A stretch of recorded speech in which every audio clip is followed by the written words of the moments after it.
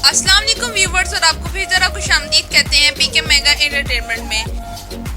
आज हम जिस सेलिब्रिटी की बात करने जा रहे हैं उनका नाम है नुमान हबीब। नुमान हबीब 23 अगस्त 1995 में कराची में पैदा हुए।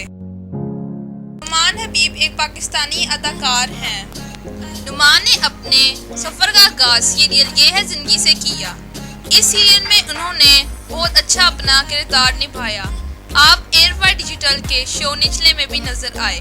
2013 में आपने अपनी पहली फिल्म में मुशाहिद अफरीदी की। इस फिल्म के लिए एयरवाई फिल्म एजाज की तकरीब में आपको बेहतरीन मावन अदाकार के लिए नामज़द दिया गया। 2014 में आप Bunty I love you TV serial में सबा कमर के साथ नजर आए।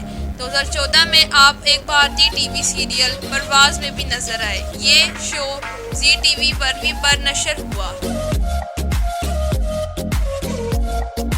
इमाम हबीब ने अस्मा हबीब से शादी की। नुमान हबीब की 2 बेटियां हैं।